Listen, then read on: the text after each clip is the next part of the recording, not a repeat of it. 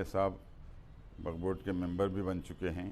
आपसे कि जल्द अज जल्द इस प्रॉब्लम को सॉल्व करें और हमारा हक हमको दिलाएं। हमारे दादा साहब के नाम से एक सर्कल प्रपोज किया गया था करनूल में, किड्स वर्ल्ड सर्कल के नाम से जो पहले था, उसका प्रपोज़ल के बारे में मैं कुछ बोलना चाह रहा हूँ। अगर ज़ोर से बज रहा है, फ़र्ज़ करिए कोई देवल के पास जाके बैंड बजा रहे हैं या नाच रहे हैं, कर रहे हैं, वो डिस्टर्बेंस को रखना ना, उसको जो है सो उसके अंदर कोई कंट्रोवर्सी पैदा हो। मुहर्रम के अंदर वो नाचना। करनूल का रहने वाला हूँ और बचपन से मैं एक नाम सुनता आ रहा था, वो नाम है सलाम खान साहब का। नाजरीन, आप देख रहे हैं ज़िले करनूल का मशहूर व मकबूल चैनल बज़्मे आईना वकील साहब पोस्ट। आज की अहम ख़बर यह है कि आज करनूल के एक कदीम घराना जिसे अब्दुस्सलाम ख़ान खलील के नाम से जाना जाता है, उनके मकान पर बेताज बादशाह नामी एक किताब की रूनुमाई अमल में लाई गई। इस मौके पर मेहमान ख़ुसूसी की हैसियत से doctor Mohammad Riyaz Khan, head of allergy department, diabetic and allergy centre Kuwait, national guard के अलावा Altaf Rahim Khan, deputy transport commissioner retired, Ashfaq Khan साहब के अलावा CEO metro marketing Jamshed Ali Khan ने शिरकत की। इस मौके पर ख़ान बहादुर अब्दुस्सलाम ख़ान खलील की हयात व ख़िदमात पर तफसीली रोशनी डाली गई। इस मौके पर डॉक्टर मोहम्मद रियाज़ ख़ान ने बताया कि वो एक वाहिद ऐसी शख्सियत थी जिन्होंने शहर करनूल में इत्तेहाद व इत्तेफाक के लिए काम किया और सियासत के मैदान में एक अनोखा मुकाम पैदा किया। उन्होंने बताया कि अब्दुस्सलाम ख़ान साहब को आज भी लोग जानते हैं। वो एक ऐसी शख्सियत थी जो सियासत में दिल्ली, करनूल से लेकर दिल्ली तक अपना नाम पैदा किया। रियाज़ ख़ान साहब ने बताया कि बेताज बादशाह ख़ान बहादुर अब्दुस्सलाम ख़ान ने रियासत आंध्र प्रदेश में अपने बलबूते पर, अपनी ज़हनी सलाहियत की बुनियाद पर एक अनोखा नाम पैदा किया था। इस मौके पर अल्ताफ़ रहीम ख़ान ने रुकने असम्बली हफ़ीज़ ख़ान से अपील की कि वो जो बड़ी पार्क के जानिब जो सर्किल को सलाम ख़ान सर्किल के नाम से बुनियाद रखी गई थी, उसे फ़ौरी तौर पर मुकम्मल करते हुए उन्हें उनका मुक़ाम दिया जाए। साथ ही साथ इस मौके पर अशफाक ख़ान साहब ने भी उनसे अपील की कि वो फ़ौरी तौर पर तमाम मुसलमानों के मसाइल को हल करें, बिलख़ुसूस शमसिया मदरसे के मसाइल को भी हल करें। इस मौके पर CEO metro marketing Jamshed Ali Khan ने ख़ान बहादुर अब्दुस्सलाम ख़ान खलील की बहुत सारी पहलुओं पर रोशनी डाली। आप देखिए ये खुसूसी रिपोर्ट। सैयद कुदरतुल्लाह क़ादरी को दीजिए इजाज़त। हमारे YouTube चैनल पर जाकर बज़्मे आईना वकील साहब पोस्ट को लाइक करें, शेयर करें, कमेंट करें और सब्सक्राइब करें। बचपन मैं करनूल में दादा दादी के साथ ही रहा।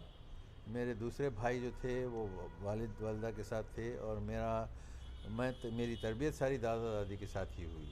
मैं करनूल ही में मुस्लिम हाई स्कूल में पढ़ा, उसके बाद उस्मानिया कॉलेज में पढ़ा और दादा के साथ मैं जो है उनके साथ मस्जिद जाया करता था। दादा मेरे को फजर की नमाज़ के लिए जाते थे, उनके साथ जाता था मैं। उसके बाद उनके सारे दोस्त जो थे उनके पास मुझे ले जाया करते थे। उनके हिंदू दोस्त थे, बड़े ही यानी डेडिकेटेड और बहुत पुरखुलूस उनके दोस्त थे। मुझे नाम अभी भी याद है। एक चिन्ना शिवा रेड्डी साहब थे जिनके पास वो जाके नाश्ता करते थे। बड़े शौक़ से हम भी जाते थे उनके साथ। उनका घर का बना हुआ इडली, डोसा, वड़ा जो भी होता था हम लोग खाते थे। मैं छोटा सा था और मुझे भी इतना मोहब्बत से वो ये करते थे। और फिर जो है आने के बाद घर के ऊपर एक इजलास होता था उनका। उस इजलास के अंदर सब लोग हर मज़हब के हिंदू मुस्लिम सब लोग बैठे हुए, और उस इजलास के अंदर अलग अलग किस्म के मसले उनके सामने पेश होते थे। कुछ लोग अपने घरेलू मसले लेके आते थे, कुछ जायदाद के मसले होते थे, कुछ ये होते। मुझे ये हैरत होती थी कि ये लोग किसी और कोई कोर्ट या कचहरी के अंदर जाने के बजाय दादा साहब के पास आके सब चीज़ बयान करके दोनों पार्टीज़ को दादा साहब सामने रख के वो जो है उसका फ़ैसला सुना देते थे। वो काफ़ी उसके अंदर उजलत से, जल्दी से, तेज़ी से उन्होंने ऐसा अपने, मैं समझता हूँ इस्लामिक या उससे रख के और जो है वो सोच समझ के अपनी बुद्धि से समझिए अपने उसमें उन्होंने ऐसा फ़ैसला दे देते थे कि वो दोनों पार्टीज़ को सर झुका के तस्लीम कर लेते थे वो लोग, और ये बोलते थे कि हमको मियाँ का जो है जो फ़ैसला है इसके ऊपर हमको मान लेना है, ना हमको कोई कोर्ट को जाने की ज़रूरत है, ना कोई कचहरी को जाने की ज़रूरत है, ना कुछ ना। और वो अच्छे फ़ैसले होते थे। इस वजह से झगड़ों की कभी वो नहीं रही, हम देखे नहीं। और ये अजीब किस्म का एक माहौल था कुवैत के अपने करनूल के अंदर, जो जिसकी वजह से सब लोगों की एक आपस में एकजहती थी, और कई मसले ऐसे थे जो कंट्रोवर्शियल जो चीज़ें थे मजहबी तौर से, उन लोगों को सोच सोच के दादा उसके अंदर से निकाल दिए।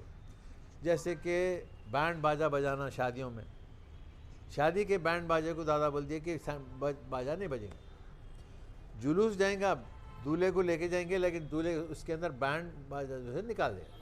इसलिए निकाल देना कि उसमें बैंड अगर ज़ोर से बज रहा है, फ़र्ज़ करिए कोई देवल के पास जाके बैंड बजा रहे हैं या नाच रहे हैं, कर रहे हैं, वो डिस्टर्बेंस को रखना ना, वो उसको जो है सो उसके अंदर कोई कंट्रोवर्सी पैदा ना। मुहर्रम के अंदर वो नाचना करना वो था, वो भी निकाल दिए। तो ऐसा वो सोच के करते थे कि आपस में हिंदू मुसलमान सब जो है आपस में मोहब्बत से रहना, ये एक बात। और इलेक्शंस वगैरह के ज़माने में उन्होंने जो है ऐसा रखते थे कि सिर्फ मुसलमानों को सपोर्ट नहीं था, उनके हिंदू दोस्तों को भी इतना सपोर्ट करते थे, वो हिंदू कम्युनिटी को भी ऐसा सपोर्ट करते थे कि ऐसे लीडरों को चुनते थे, ऐसे लीडरों को चुनते थे जो कि कम्युनिटी को सब जो है सपोर्ट करे। नॉट नेसेसरी है, ज़रूरी नहीं था कि सिर्फ मुसलमानों को सपोर्ट करें या हिंदू को। देखते थे कि कौन केपेबल आदमी है उसको जो है सपोर्ट करते थे, और मुसलमानों को ख़ास तौर से बोलते थे कि तुम्हारा वोट इस हिंदू रेड्डी को देना है या इसको देना है। और वो जिसको चूज़ कर लिए, बग़ैर चूँ चरा करने के जाके उसको दे देना पड़ता था। म्यूनसिपल काउंसिल का जो है जो काउंसलर्स होते थे, चेयरमैन दादा का हम कई सालों तक देखे, 10-10, 12-12 साल तक सिर्फ दादा जो बोले उसका चेयरमैन होता था। शिकायत थोड़ी बहुत कर लेते थे, देखो मियाँ जो है ये साल जो है उसको बना दिए, मगर उससे बढ़ के और कुछ भी नहीं। और मियाँ की जो है सो अक्ल जो होती थी, मियाँ की सूझबूझ जो होती थी, उसको मान लेना पड़ता था, और बाद में समझ में आता था मियाँ क्यों चूज़ करे उसको। ये नेशनल लीडर्स जो आए हैं, कोई आपके जहन में कोई? मेरे जहन में ये है कि मैं देखा हूँ संजीवैया साहब आते थे यहाँ पे, संजीव रेड्डी आते थे यहाँ पे, और आके मियाँ से मिल के जाते थे, और ये दोनों लीडर्स जो है प्रेसिडेंट बने, इंडिया के प्रेसिडेंट बने। संजय पहले प्रेसिडेंट ऑफ हाँ, प्रेसिडेंट पहले chief minister of Andhra Pradesh, पहले chief minister of Andhra Pradesh, बाद में चल के प्रेसिडेंट बने और संजीव रेड्डी। जो ये समाज में एकजुटता लाने की कोशिश जो कर रहे थे आपके दादा साहब, बहुत सारे हद तक कामयाब। एकजहती दादा साहब कोशिश करके नहीं लाए, दादा साहब की एक्टिविटी ऐसी थी कि हिंदू लोग आके दादा को ऐसा ये करते थे जैसा दादा उनके खुद के लीडर हैं। दादा पॉलिटिकली इन्वॉल्वमेंट नहीं था उनका। कभी दादा साहब अपने पोजीशन के लिए कुछ भी नहीं करे। दादा साहब एक वक्त चेयरमैन थे, दो बार जो है सो chairman of municipal, first chairman of municipality थे, लेकिन जो है सो उन्होंने पावर के लिए कभी he was never hungry for power. उनको जो है बेताज बादशाह इसीलिए बोलते थे कि उनको ताज की उन्होंने खुद से कभी उसको उनको ख्वाहिश नहीं हुई, क्योंकि उनको सारे जितने थे उनको बादशाह मानते ही थे, ज़रूरत ही नहीं थी उनको। ये करनूल के एमएलए की टिकट के ताल्लुक से या जो एमपी टिकट के ताल्लुक से कुछ ऐसे वाक़यात याद हैं आपको? मेरे को तो याद नहीं है, मैं बहुत काफ़ी छोटा था उस ज़माने में, ये जो देखता था उसी वक्त बोल रहा हूँ मैं आपको। एजुकेशनली आगे बढ़ाने के लिए फॉर्म के लिए उनके हाँ ये बता रहा हूँ आपको मैं कि एजुकेशन इंस्टीट्यूट्स उनके नाम से जो उन्होंने कायम करे, मेरे जहाँ तक ख्याल है 5 या 6 तो हैं मेरे सामने।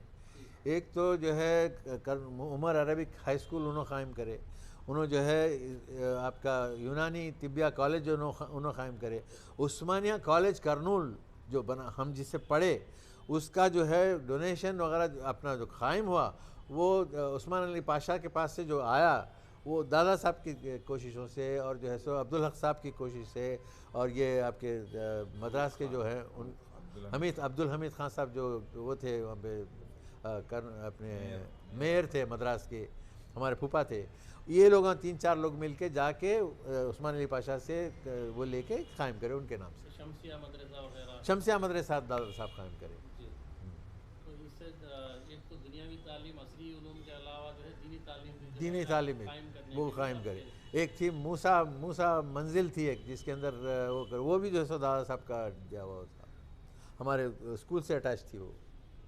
और कुछ ऐसे वाक़या जिससे जो है आज के अवाम को, आज की जो है नई नस्लों को जो है एक अच्छा पैगाम मिल सके कि हमारे बड़ों ने क्या किया है हमारे कौम के लिए, तो हम याद दिला सकें। अब यही है कि जो है सो उनकी कोशिश यही थी कि इन्हें, क्योंकि मुसलमान जो हैं माइनॉरिटीज़ हैं, करनूल के अंदर जिस वक्त पे उनका इक़्तिदार था वो थे जब माइनॉरिटी नहीं थी, मुस्लिम तो बहुत थे, लेकिन हम उनके दूरअंदेशी ये थी कि आपस में झगड़े जितने कम से कम हो सकते वो कम से कम होना और दोस्तियाँ ज़्यादा रहना।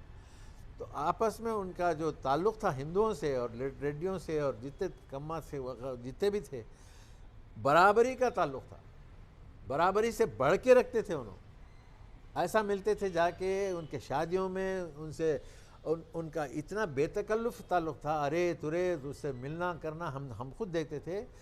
ऐसा मालूम होता था कि वो लोग ज़्यादा इम्पोर्टेंट हैं दादा के लिए अपने मुसलमान भाइयों से ज़्यादा, इसलिए वो लोग जान देते थे दादा के।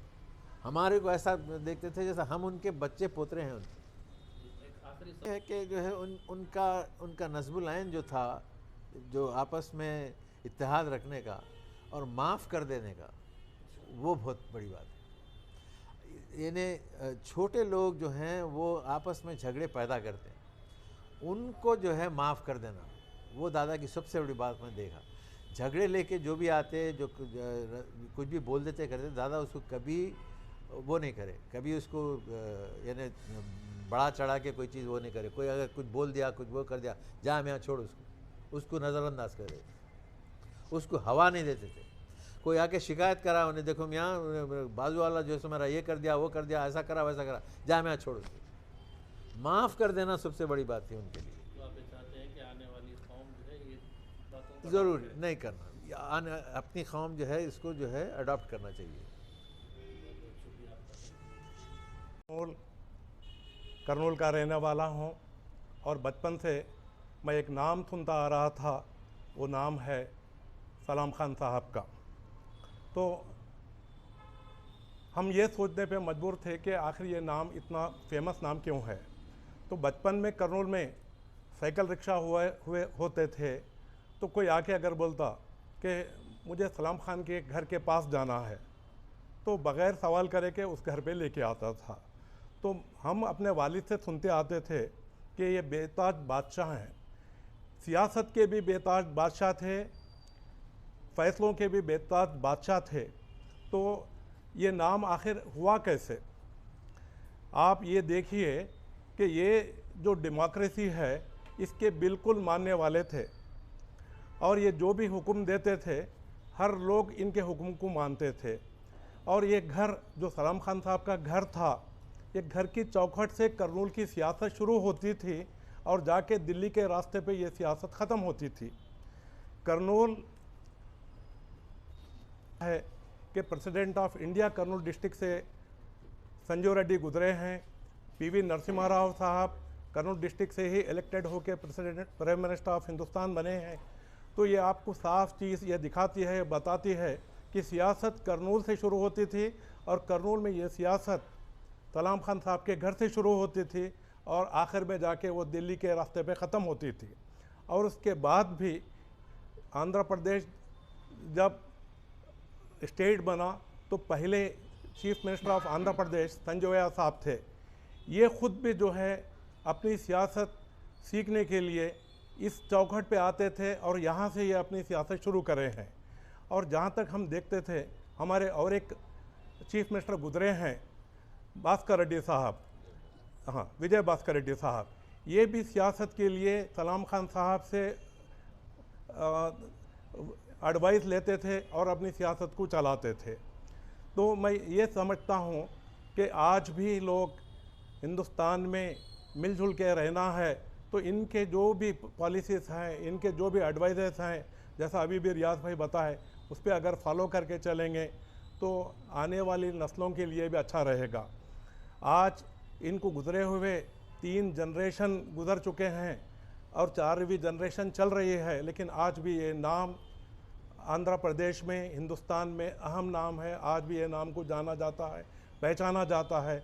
और आखिर में मैं ये मेरी बात क्लोज़ करने से पहले ये कहता हूँ कि लोग इन्हें कर्नूल डिस्ट्रिक्ट के गांधी जी भी कहा करते थे। इनका नाम है सलाम खान साहब। शुक्रिया। मैं एक चीज़ ये बताना चाह रहा हूँ कि हमारे दादा साहब के नाम से एक सर्कल प्रपोज किया गया था कर्नूल में, किड्स वर्ल्ड सर्कल के नाम से जो पहले था, उसका प्रपोज़ल के बारे में मैं कुछ बोलना चाह रहा हूँ। जब उस ज़माने में रघुराम रेड्डी साहब मेयर थे। रघुराम रेड्डी साहब दादा के बहुत चहीते थे और उन्होंने मेयर बनने के बाद फर्स्ट रेजोल्यूशन म्युनिसिपल कॉरपोरेशन में, फर्स्ट रेजोल्यूशन में उन्होंने जो है अपनी मर्ज़ी से ये अनाउंस करे कि कर्नूल म्युनिसिपल कॉरपोरेशन के दादा फर्स्ट चेयरमैन थे और उनके नाम से मैं ये अनाउंस कर रहा हूँ कि कर्नूल में मुस्लिम और हिंदू यूनिटी के लिए जो उन्होंने काम करे हैं उनकी याद में एक मॉन्यूमेंट बनाया जाए। ये उनका अनाउंसमेंट था, काउंसिल में रखे, उन्होंने मीटिंग में रख के पूरे कॉरपोरेशन से रेजोल्यूशन पास करके ये रेजोल्यूशन निकालने के बाद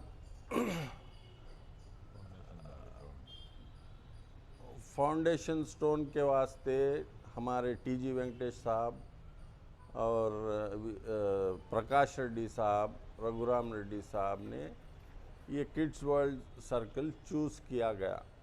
इसलिए चूज़ किया गया कि ये जो जगह है ये मुस्लिम एरिया का एंट्रेंस है, सर्कल उसको बड़े पार्क के पास। तो बहुत धूमधाम से उसका फाउंडेशन स्टोन रखा गया और उसके बाद जो है सियासत चेंज होते गई, नए नए एमएलएस बनते गए, वो अभी तक पेंडिंग पड़ा हुआ है। तो मेरी ये गुजारिश है कि अब जो हमारे एमएलए साहब हैं जनाब हफीज़ खान साहब, इस चीज़ को कंप्लीट करें। इसका टावर जो है जल्द अज जल्द क्लॉक टावर बनाना शुरू करें, क्योंकि ये बनाने से एक जो है जो काफ़ी दिनों से जो पेंडिंग है ये इशू, तकरीबन 10-12 साल से, ये जो है कंप्लीट हुआ तो हमारे मुसलमानों को भी एक अचीवमेंट के तरह देखा जाएगा। मुसलमानों के लिए एक अचीवमेंट के तरह देखा जाएगा और जो है उनका भी काफ़ी उसमें नाम होगा। शुक्रिया। अस्सलाम वालेकुम। मैं अल्ताफ़ रहीम ख़ान, सलाम ख़ान साहब का पोता और retired deputy transport commissioner, Andhra Pradesh transport department. मैं फ़िलवक्त इंचार्ज प्रेसिडेंट मदरसे शमसिया गड्डा स्ट्रीट कर्नूल का इंचार्ज प्रेसिडेंट हूँ और पहले हमारे वालिद साहब थे उसके प्रेसिडेंट। उसके बाद उनके इंतकाल के बाद जनाब रऊफ़ ख़ान साहब बने और जनाब रऊफ़ ख़ान साहब के इंतकाल के बाद मैं इंचार्ज हूँ और हमारी कमेटी अभी तक रिन्यूअल पेंडिंग है क्योंकि कोरोना की वजह से वक्फ बोर्ड फॉर्म नहीं हुआ, तो इसलिए पेंडिंग पड़ा था। वक्फ बोर्ड फॉर्म हो गया है तो हमारा एप्लीकेशन अभी भी पेंडिंग है। कुछ दूसरे लोग हमारे मदरसे पे काबिज़ होना चाह रहे हैं, इसलिए अब हमारे एमएलए साहब वक्फ बोर्ड के मेंबर भी बन चुके हैं, तो उनसे गुजारिश है कि हमारे कमेटी का रिन्यूअल कराएं और जो कॉन्ट्रैक्टर जो गवर्नमेंट कॉन्ट्रैक्ट दी थी जनाब शेख अब्दुल जब्बार साहब को, उन्होंने कंप्लीट तो कर दिए, मगर वो जो दुकाना बने हैं 5 दुकाना वो हमको अब तक हैंड ओवर करे नहीं हैं। इसके बारे में वक्फ बोर्ड को कई बार कंप्लेंट भी करे हैं कि हमको हैंड ओवर कराओ, तो वक्फ बोर्ड कुछ पकड़ा ले रहा नहीं है। और इससे हम एमएलए साहब से भी जाके मिले, उनको भी रिप्रेजेंटेशन दिए, डिप्टी सीएम साहब को भी दिए और सीईओ को तो बेइंतहा रिप्रेजेंटेशंस दिए हैं। तो हर वक्त ये बोलते थे कि बोर्ड फॉर्म नहीं हुआ, 3 साल से बोर्ड बना नहीं था, तो उसकी वजह से पेंडिंग है। अब बोर्ड बन के भी 4 महीने 5 महीने हो रहे हैं, तो अभी भी उसको पेंडिंग रखा गया है। तो और हमारी कमेटी का रिन्यूअल भी होना है। सबसे बढ़ के जो दुकानें बने हैं, हम कोर्ट से ऑर्डर ला के बिल्डिंग हैंड ओवर नहीं करे शेख अब्दुल जब्बार साहब, तो हम कोर्ट से ऑर्डर ला के उसका कब्ज़ा लिए हैं। कब्ज़ा लेने के बाद उन्होंने दुकानों को लॉक डाल दिए। लॉक डालने के बाद कुंजियाँ अपने पास रख लिए। उसको कितने बार बोले तो वक्फ बोर्ड को भी बोले, इनको भी रिक्वेस्ट करे तो उन्होंने नहीं करे हैंड ओवर, तो उसका भी कंप्लेंट है। उससे हमारे को सालाना 4-5 लाख का नुकसान हो रहा, क्योंकि किराए को नहीं दे सक रहे और एडवांसेस नहीं ले सक रहे, ताकि हम कुछ मदरसे को डेवलप करें, उसको तरक्की दें मदरसे को। तो ये है, ये इम्पोर्टेंट इशू है। और ये दादा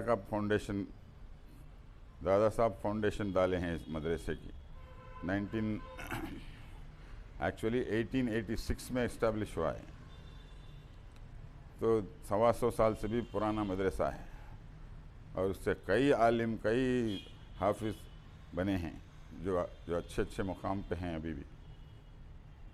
तो मैं ये चाहता हूँ कि इसको जल्द से जल्द ये प्रॉब्लम को सॉल्व करें और हमारा मदरसा जो दादा के रसूख से, उनके साथियों से बना है, और दादा साहब भी इसको कई जायदादें डोनेट करे हैं, और दादा के ससुरे जनाब शमसुद्दीन ख़ान, उनके नाम से मदरसा शमसिया क़ायम हुआ, क्योंकि उनका डोनेशन सबसे ज़्यादा है। कई ज़मीनात दिए हैं, 15-20 एकड़ की ज़मीनात हैं, गोडाउन से मकानात हैं, जिसकी वजह से आज मदरसे को चल रहा है, माली इमदाद हो रही है उसकी वजह से।